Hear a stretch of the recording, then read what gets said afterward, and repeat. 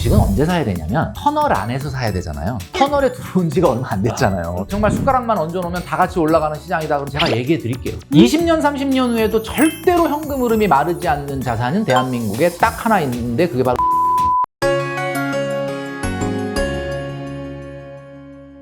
지금까지는 이제 어떻게 보면 돈을 아끼고 이제 최대한 절약하는 거 위주로 이제 말씀 주셨는데 이제는 본격적으로 모은 돈을 안정적으로 관리하면서 불려나가는 이런 재테크적인 측면을 좀 질문 드려보려고 하는데요. 청년들한테 주식 투자 너무 일확천금 꿈꾸지 말고 차라리 절약, 저축, 100% 수익률을 내라 이렇게 강조하시잖아요. 네, 맞아요. 그럼에도 불구하고 시대가 노동소득만으로 힘들고 자본소득을 추구해야 된다 이런 시대로 계속 가고 있죠. 저축도 자본소득이죠. 예. 그러니까 한마디로 말하면 우리가 얘기했을 때 주식만, 코인만 이런 것이 투자라고 생각하시면 절대 안 됩니다. 지금 냉정하게 놓고 봤을 때 코스피는 지난 10년간 7월 종가 기준으로 30.3% 정도 지수가 올랐거든요. 네. 그러니까 지난 10년 7월 종가 대비 올해 2022년 7월 종가가 30.3%밖에 안 올랐어요. 네. 물론 어떤 분들은 야 10년 동안 30.3%면 그래도 뭐 그냥 산술적으로 보면 한 3%는 올랐네 예. 이렇게 생각할지 모르지만 여기에 인플레이션을 빼야 되지 않습니까? 네. 인플레이션이 한 평균 1.33 정도 나왔으니까 그걸 빼고 나면은 실제 수익률은 14%입니다. 근데 14% 벌려고 지금 그렇게 들여다보고 신경 쓰고 울고 웃고 했던 건데 여러분 지수가 올라간다 그래서 코스피에 있는 모든 종목이 올라가는 건 아니죠. 나스닥 다우존스가 올라간다고 해서 그 안에 들어있는 모든 종목이 다 올라가는 게 아니지 않습니까? 주식은. 그래서 이 개별성이 강한 주식 물론 뭐 아예 안 한다라고 할 수는 없겠지만 네. 제가 말씀드리는 건 거기서 승부가 나지는 않는다라는 거예요. 그러면 결국은 왜 이렇게 주식이 생각보다 안 오르느냐? 그럼 이제 주식 방송을 많이 보시니까 아시겠지만 주식은 기업이 성장한다고 해서 오르는 게 아니지 않습니까? 뭐 우리나라에 지금 기업 중에서 코스피에 있는 기업들 중에 뭐 거의 대다수가 성장 안 하진 않죠. 돈을 벌고 순자산이 늘어나죠. 네. 근데 왜 주가는 떨어지느냐? 그거는 기업들이 성장한다고 해서 주가가 오른다고 여러분들이 잘못 이해하시는 건데 사실은 시장의 기대감 이상을 성장해야 주가가 올라가는 거거든요. 네. 왜냐하면 시장의 기대감이라는 것 자체가 이미 미래에 벌지도 않은 돈을 이미 주가에 반영을 해놓은 거거든요. 네. 그러니까 이 시장의 기대감을 깰 정도 이상이 되지 않으면 주가는 안 올라요. 그러니까 지금 10년이 지났는데 코스피가 30.3%밖에 안 올랐고 그것도 솔직히 삼성전자 네이버 빼고 나면 거의 대부분의 소위 말하는 그래도 괜찮은 기업들이 주가가 거꾸로 갔거든요. 이게 이유가 뭐냐? 그 기업들이 뭐 망하는 기업이냐? 그게 아니거든요. 시장의 기대감이 더 빨리 커지면 주가는 안 오른다는 겁니다. 그래서 이 시점에 여러분들이 꼭 기억해야 되는 것은 일단 저축이 기본이 돼야 됩니다. 네, 일단 저축이. 그리고 일단 젊은이들이 오면 멘토님 제가 주식을 어떻게 할까요? 저는 무조건 하지 말라 그럽니다. 주식 안 하는 게 돈 버는 거예요. 왜 그렇게 주식을 하지 말라고 하시나요? 주식을 하실 분은요 제가 하지 말라 그래도 합니다. 네. 굳이 그분한테 내가 하라고까지 부추길 이유가 없어요. 근데 내 얘기 듣고 그래요? 그러고 안 할 정도의 지식이라면 그분은 진짜 안 해야 되는 게 맞아요. 네, 맞습니다. 맞습니다. 그러니까, 그건 진짜 맞습니다. 나는 무조건 하지 말라 그러는 거야. 하지 마. 주식의 지읒자도 모르고 아무것도 모르는데 정말 숟가락만 얹어놓으면 다 같이 올라가는 시장이다. 그럼 제가 얘기해 드릴게요. 그때는 제가 얘기해 드릴 테니까 제발 개별적으로 이 어려운 장세에서 시장을 이기겠다고 뛰어들지 말아라. 저는 이렇게 꼭 말씀드리고 싶고 저축을 강조하는 이유는요. 저축이 기본이 돼야 되는데 저축은 지난 10년간 25.5% 정도 수익이 났거든요. 그러니까 코스피 지수보다 예적금이 인플레이션 걷어내도 이기는 건데 뭐 네이버나 삼성전자 같은 그런 굉장히 10년간 많이 올랐던 기업에만 딱 귀신같이 투자하면 이기는 거 아니냐? 당연하죠. 근데 여러분들이 앞으로 10년 동안 코스피에 그 800개 넘는 기업 중에 아주 독야청청 혼자 그렇게 오를 수 있는 기업을 딱 신의 손으로 찍어낼 수 있습니까? 그건 불가능하거든요. 그래서 주식은 절대 여러분들의 메인이 돼서는 안 된다. 보조수단이 돼야 된다라는 거고 지금 금리가 어떻게 되고 있느냐. 기대 인플레이션은 작년이 굉장히 높았지 않습니까? 기대 인플레이션은 높은데 명목금리는 낮으니까 작년에 실질금리는 마이너스였어요. 그럼 작년에 실질금리가 마이너스라는 얘기는 대출 없는 사람만 바보 되는 시절이었다 이거죠. 그런데 올해는 어떻게 되느냐. 명목금리에서 기대 인플레이션을 뺀 게 실질금리인데 지금 명목금리는 엄청 올랐습니다. 제가 얼마 전에 예금을 갈아탔는데 저축은행이 3.85%짜리 예금을 갈아탔거든요. 뭐 시중은행은 아직 그 정도 안 되지만 거의 뭐 4%에 가까운 정도의 금리다. 명목금리는 굉장히 높습니다. 자, 근데 기대 인플레이션은 어때요? 아직은 그렇게 심하게 꺾이진 않았죠. 뭐 자산시장에서의 기대 인플레이션은 좀 꺾였는데 아까 말씀하셨던 것처럼 물가, 실물 자산인 재화나 서비스에 대한 기대 인플레이션은 아직은 그렇게 꺾이지 않은 상태입니다. 그러니까 아직까지는 뭐 실질금리가 뭐 엄청 높다라고 보긴 어려운데 연준이 이렇게 매파적 기조로 계속 금리를 올리게 되면 조만간 기대 인플레이션이 좀 꺾일 거라고 봐요. 자, 그렇다면 명목 금리가 높고 기대 인플레이션이 낮아지면 어떻게 되냐? 실질 금리는 엄청나게 높아집니다. 그러니까 여러분들이 이 저축이요. 3% 4% 이게 뭐 그렇게 커다란 이자가 아니구나라고 생각하시면 안 됩니다. 왜냐하면 남들은 지금 주식시장에서 3% 4% 까먹고 있는데 여러분들은 3% 4% 먹고 있는 거니까 사실은 8% 먹고 있는 거예요. 그러니까 실질 금리로 생각을 해보세요. 그러면 앞으로 1년, 2년 동안은 실질 금리가 엄청나게 올라가기 때문에 이 저축의 효과가 엄청나게 강하다. 지금 지난달에 소비자 물가지수가 우리나라 6.3%였고 네. 미국이 약간 꺾여서 8.5%였는데 이런 인플레이션 시대에 저축이 괜찮을까요? 라고 말씀하시는 분이 많아요. 여러분 인플레이션은요 이미 발생한 걸 얘기하는 거지 지금 인플레이션 6.3이라고 발표한 게 앞으로 인플레이션 6.3이 발생한다는 그런 뜻이 아니에요. 이미 발생했다는 뜻이에요. 앞으로는 인플레이션 기조가 꺾입니다. 그래서 앞으로 당분간 2년 동안은 저축에 집중하셔라 라고 말씀드리고 싶어요. 대표님 뭐라고 하시던 어쨌든 난 주식 투자를 하겠어 이런 분들도 있을 거예요. 이런 분들은 주식 투자를 무조건 하겠다고 하면 이렇게 하시라라고 조언하시는 게 있을까요? 주식 투자를 주린이 분들이 하실 때 가장 범하는 실수 중에 하나가 좀 상승을 이끌 수 있는 어떤 소재라고 하죠. 네. 뭐 어떤 이야기거리, 네. 뭐 요즘 뭐 태조 이방원 뭐 이런 맞습니다. 얘기 하는 것처럼 그 소재, 호재, 어떤 공시, 정보, 뭐 뉴스, 뭐 예를 들면 이런 거잖아요. 귀에다 조용히 해. 맞습니다. 야, 너한테만 네. 얘기해주고 어디가 아무 얘기하면 안 된다. 뭐 이런 얘기. 이런 거에 굉장히 혹하는 성향이 강하거든요. 이미 여러분들 귀에 들어갔다는 거는 주가에 이미 반영된 겁니다. 한마디로 말을 해서 가장 중요한 것이 이 주린이 여러분들은 내가 정말 지금 주식 투자를 열심히 해야 될 때인지 하지 말아야 될 때인지를 먼저 구분하는 전략적 분산이 필요해요. 그러니까 여기서 말하는 전략적 분산이라는 건 내가 현금 비중을 높일 건지 주식 비중을 높일 건지를 먼저 생각하는 투자 결정이 돼야 되는데 이런 결정은 안 되고 그냥 종목 안에서 분산을 하려고 그래요. 그러니까 종목 안에서 분산을 하려고 막 고민하다 보니까 ETF를 하는 거예요. 네. 뭐 시장을 다 사버리자. 네. 한 섹터를 다 사버리자. 네. 이런 투자법은 주린이한테 굉장히 독이 될 수밖에 없는 게 주식 방송을 보시거나 뭐 뉴스를 보시다 보면 요즘은 그냥 주가가 그 기업의 호재나 악재에 의해서 움직이는 게 아니라 그냥 연준 의장의 입에 의해서 움직이지 않습니까? 그러니까 소위 말하는 그냥 모든 기업이나 모든 경제 상황이 다 파월의 입만 보고 있어.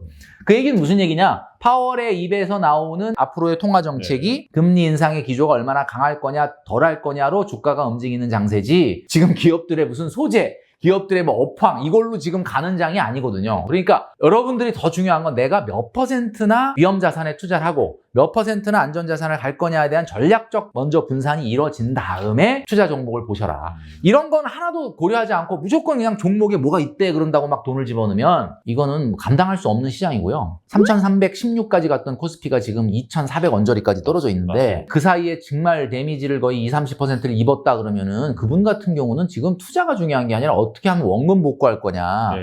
그거에 대한 머리를 지금 싸매야 될 상황이고 제가 작년에 2,400까지 갈 거니까 3,160대 얘기했거든요. 3,160일 때 적당히 버셨으면 현금에 투자하셔라 이런 얘기를 했다가 욕을 먹었었는데 2,400을 얘기했었어요. 근데 참 우연히 맞은 거지. 하여튼 근데 2,400까지 왔지 않습니까? 그러면 지금 내가 아무런 손실을 안 보고 주식시장을 바라본다면 그분은 3,300에 산 사람도 있는데 지금 뭐 굉장히 기대 수익률을 낮추고 편안하게 들어갈 수 있는 장인 건 맞긴 하죠.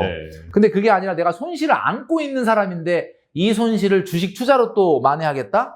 저는 상당히 사실은 또 이것도 리스키한 거다라고 봐요. 그래서 우리 주린이 여러분들이 먼저 경기나 환율에 대한 예측에 좀 더 많은 시간을 가져가시는 게 낫겠다.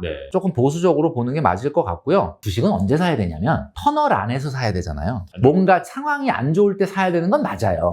그런데 최소한 터널인데 저 끝에 희망의 빛, 뭐 약간 한 줄기 빛이 보일 때 그때 이제 사들일 생각을 하시는 게 맞을 것 같아요. 근데 지금은 터널에 들어온 지가 얼마 안 됐잖아요. 솔직한 얘기로.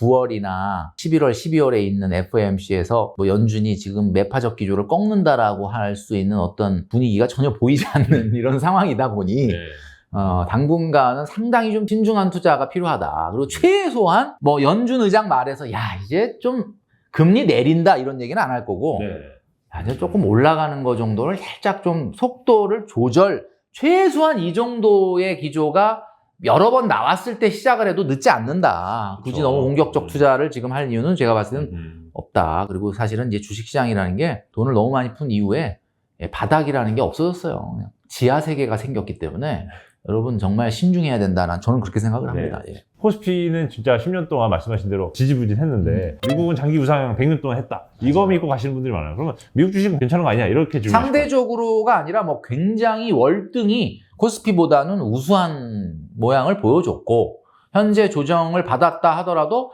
가장 또 내려왔던 그 네. 제자리로 돌아갈 확률이 높다라고 많은 분들이 생각을 하죠. 그래도 이제 미국 주식에 대한 어떤 그런 기대감을 갖고 계신 것 같아요. 그리고 지금 현재 금리를 저렇게 세게 올릴 수 있는 나라가 미국밖에 없지 않습니까? 네. 솔직히 뭐 강달러가 된 이유도 네. 다른 나라가 그 금리 인상 속도를 쫓아갈 만큼의 경기가 뒷받침이 안 되고 있기 때문에 네. 미국이 그나마 뭐 고용이나 소비도 괜찮고 네. 그러니까 좀 좋지 않겠냐. 뭐 그 말에는 동감합니다. 그런데 이제 문제는 뭐냐면 나스닥이나 다우존스, 미국 뭐 S&P 500이나 이런 주식을 계속 봐오셔서 아시겠지만은 떨어질 때는 우리나라보다 훨씬 더 떨어지는 거 아시죠?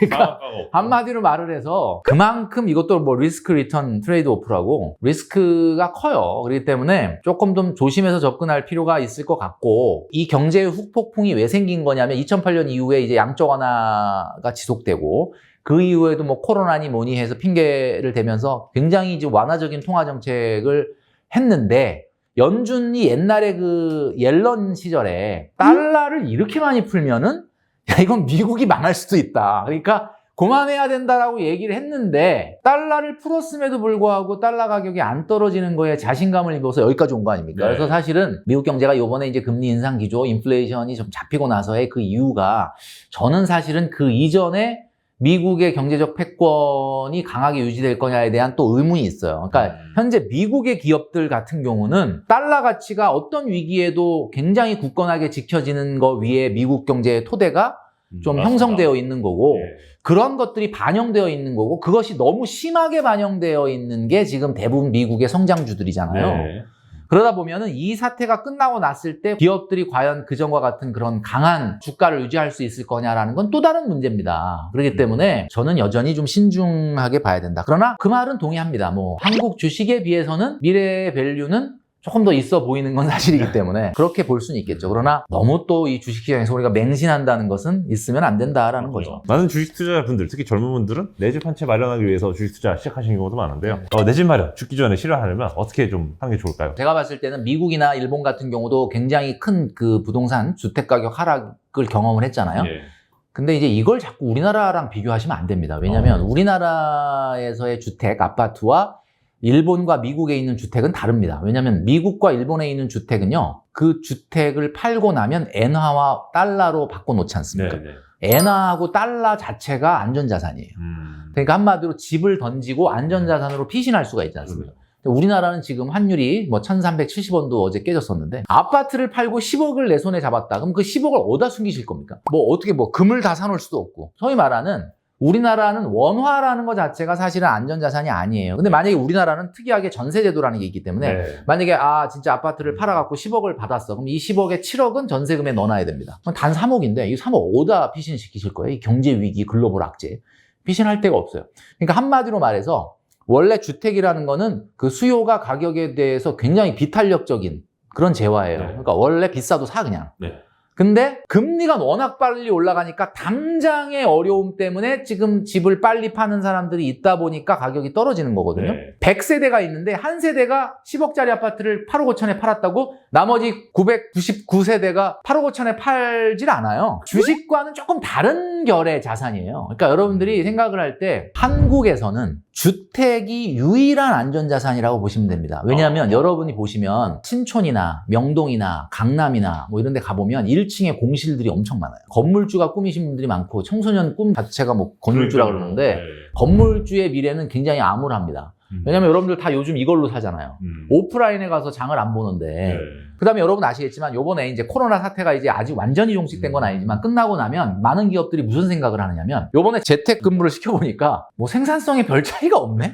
그러니까 굳이 이렇게 시중에 강남에 엄청나게 높은 스페이스 빌딩을 그 엄청난 임대료를 내면서 빌릴 이유가 전혀 없는 거예요. 제가 봤을 때는 제가 CEO라고 하더라도 이 코로나 끝나고 나면 순환근무제 같은 걸 통해서 재택근무를 실현을 하고 기업들의 임대 스페이스를 줄여라. 건물의 미래, 상가의 미래는 굉장히 암울하다. 자, 그러나 아무리 경기도 외곽 지방에 집을 수백만 채를 짓는다 하더라도 20년, 30년 후에 돈 많은 사람, 돈 있는 사람은 있을 거고 네. 정말 서울 요지에 경기도 요지에 갖고 싶은 집에 살고 싶은 동네에 살겠다는 네. 사람의 수요는 끊이지 않기 때문에 결국은 아파트라는 거는 외곽에 아무리 수백만 채를 줘도 정말 주요 입지를 대체할 수 있는 건 아니거든요, 솔직히. 그렇기 때문에 아파트의 현금 흐름이라는 거는 상가 건물의 현금 흐름하고는 달라요. 그래서 일반 직장인들이 재테크를 한다면 주식은 목적이 될 수가 없죠. 수단이죠. 그러나 아파트는 목적일 수 있습니다. 근데 이제 여기서 문제가 뭐냐? 아, 내가 지금 맞벌이에서 한 500, 600 버는데 지금 1억, 2억 전세 살고 있는데 주식은 내가 당장 100만 원, 200만 원으로도 그렇죠. 투자할 수가 있지만 네. 아파트는 당장 진입장벽이 높은데 어떡하란 말이냐.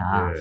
맞아요. 그러니까 지금 우리가 주식하고 저축하는 거죠. 그러나 궁극적으로는 어떻게 해야 된다? 절대 평형을 늘리지 마시고요. 입지를 자꾸 좋은 쪽으로 가야 자산 가치가 높아지는 거거든요. 예. 여러분 20년, 30년 후에 여러분들이 은퇴할 때, 노후로 들어갈 때 내 자산 가치가 상대적으로 뭐 남는 건 집 하나밖에 없지 않겠습니까? 그렇죠. 직장 생활은. 네. 그러면 결국은 그 상대 가치가 지켜져야 되는데 소위 말하는 뭐 인기 지역, 뭐 예를 들면 강남이다. 그러면 강남의 아파트 가격이 외곽이나 이런 데에 수백만 채 진 거의 공급으로 영향을 받겠느냐? 한번 상대적으로 보면 이렇게 생각하시면 돼요. 우리가 김밥, 라면, 짜장면을 사 먹는 사람들의 니즈가 뭐죠? 배고프니까 먹는 거죠. 배고프니까. 네. 한 끼 좀 빨리 네. 맛있게 먹자 이거잖아요. 근데 호텔에 가서 막 30만 원짜리 밥을 사 먹는 사람들의 니즈는 그 배고픔을 달래기 위해서 거길 가는 건 아니잖아요. 그러니까 이제 시장 자체가 다르기 때문에 만약에 김밥, 짜장면, 라면 가격이 급격하게 떨어진다 그러면은 호텔에 있는 식사 비용이 떨어져야 되느냐? 그건 좀 다른 개념이거든요. 네. 시장이 달라요. 그래서 좀 더 중상 정도의 입지가 최종적인 목표가 돼야만 자산 가치가 조금 안 흔들릴 가능성이 있다. 자, 그러면 지금까지 이제 전체적으로 젊은 세대 그리고 4050 세대 다 네. 말씀 주셨는데요. 마지막으로 6070 노후 대비 어떻게 되면 되는지 이것도 한번 말씀 부탁드리겠습니다. 노후 대비 얘기할 때 항상 하는 얘기가 노후 자금 아닙니까? 네. 자, 이 말을 여러분들 머릿속에 지우셔야 됩니다. 노후 자금이라는 말은 앞으로 하지 마십시오. 노후 자금은 아무런 소용이 없다. 네. 노후 소득이 중요하다. 자, 그럼 노후 소득은 얼마나 드느냐? 제가 딱 알려드릴게요. 1980년대 이후에 태어나신 분들 같은 경우는요. 문화생활과 레저를 안 하고는 살 수가 없지 않습니까? 1930년대, 40년대 태어난 우리 할머니, 할아버지 세대분들은 한 달에 생활비 100만 원 안 되는 돈으로도 잘 사실 수 있습니다. 그러나 1980년대 이후에 태어나신 분들은 기본적으로 지금 여러분들 쓰시는 생활비에 보험료나 대출이자나 뭐 부모님 용돈 드리는 돈 뺀 나머지 소비 있죠. 그 소비의 1.5배에서 2배 정도 드신다고 보면 됩니다. 지금 여러분들 월요일부터 금요일까지는 회사를 가죠. 그리고 토요일, 일요일만 여가 생활이죠. 근데도 그 150, 200을 쓰고 있지 않습니까? 그럼 노후에는 월요일부터 금요일까지 회사를 안 가. 생계형 경제활동은 아니라도 사회활동은 하겠지만 월요일부터 금요일까지 풀타임으로 일하진 않지 않겠습니까? 그러면 여가 생활이 2배 이상 늘어난다는 거지. 그렇기 때문에 지금 여러분들의 순생활비 1.5배에서 현실적으로 2배는 필요하다는 걸 머릿속에 입력을 하셔야 돼요. 자, 그러면 이 노후소득 어떻게 만들 거냐? 많은 분들이 파이어족이 돼가지고 빨리 은퇴를 해가지고 건물주로 임대소득 받으면서 살고 싶다. 빨리 은퇴하신 분들 그 유튜브 나오시는 거 보시면은 그분들이 은퇴한 것 같아 보이시나요? 더 열심히 일하시는데? 그 은퇴한 게 아니고 그냥 잡을 좀 바꿨다 뭐 이 얘기죠. 그러니까 여러분 은퇴하시면 절대 안 됩니다. 제가 여기서 말씀드리면 1980년대 이후에 태어나신 분들은요 은퇴 못합니다. 60세까지는 현직에서 일하시고요. 60부터 70까지 또는 75세까지는 여러분들이 하고 싶은 일을 하세요. 돈은 많이 못 벌어도 좋으니까 정말 할 때 즐거운 일, 바리스타 자격증 따시는 분, 공인중개사 시험 보시는 분, 요리 배우시는 분 많잖아요. 하고 싶은 거 하세요. 그러니까 돈은 많이 안 벌어도 되는데 그 돈 버는 시간 동안 돈을 안 써. 그러니까 노후 생활비가 절약되죠. 그리고 약간의 소득이 생기죠. 네. 자, 그래서 여러분 은퇴 이후에 완전한 은퇴를 할 생각하지 말고 일하시면서 여가를 즐길 생각을 해라. 국민연금, 퇴직연금, 그 다음에 기타 소득이 나오죠. 그럼 이 세 가지를 통해서 여러분들이 노후 소득을 만드셔야 되고, 그 다음에 아까 제가 집 얘기했지 않습니까? 네. 집. 20년, 30년 후에도 절대로 현금 흐름이 마르지 않는 자산은 대한민국에 딱 하나 있는데 그게 바로 아파트. 노후에 공적연금, 국민연금이나 퇴직연금이나 본인이 기타 소득을 통해서 벌어들이는 소득으로 충분히 생활이 가능하시다 그러면 여러분들의 그 집에서 편안하게 사시면 되는 거고, 네. 만약에 근데 좀 모자라는데 좀 힘든데 그러면 그 집을 렌트하시고 본인은 약간 외곽이나 조금 이런 데로 빠져주시면은 그 차액만큼 임대소득이 들어오지 않습니까? 그러니까 한마디로 말해서 파이프라인을 4개를 만드셔야 돼요. 국민연금, 퇴직연금, 본인이 어디선가 일하실 거니까 사업소득이나 네. 임대소득, 그 다음에 본인의 집에서 임대소득. 이렇게 파이프라인에 4개를 만드시는 것이 가장 어떻게 보면 노후 소득에 있어서만큼은 좀 안정적인 방법이다. 마지막으로 여러분들한테 말씀드리고 싶은 거는요. 제가 오늘 저축 얘기를 좀 강조를 하다 보니까 돈을 많이 버시는 직장인들을 많이 만나거든요. 이런 분들이 더 무서워요. 둘이 맞벌이 해갖고 한 30대 초반인데 1,500 정도 번다. 근데 이분들이 300만 원밖에 안 쓰고 나머지를 싹 다 저축을 해. 있는 사람이 더 한다고 차도 없어. 근데 이제 월급이 좀 작고 좀 바짝 좀 모아야 될 것 같은 분들은 지금 과소비나 플렉스에서 벗어나지는 못해요. 여러분들이 젊은 시절에 가난하다라는 것은 너무나 당연한 거 아니겠습니까? 그런데 여러분들이 20년, 30년 후에도 계속 가난하다 그러면 그건 여러분들 책임인 거예요. 가난은 금전적 빈곤이 아니라 열정의 빈곤이다. 이런 말이 있거든요. 지금 뭐 사회초년생이니까 돈 없다. 그건 너무나 당연한 거니까 탓할 필요 없고요. 여러분들의 미래를 바꾸기 위해서 지금 당장 여러분들이 자이언트 TV와 함께 열정을 좀 끌어올리는 여러분 되시면 좋겠다라는 말씀을 좀 드립니다. 저 명언입니다. 가난은 열정의 빈곤이다. 예, 돈에 없는 게 아니라 열정의 빈곤이다. 다시 한번 대책임질을 하면서 방송 마무리하도록 하겠습니다. 네. 지금까지 자이언트 TV의 양마성이었습니다. 네, 감사합니다. 감사합니다.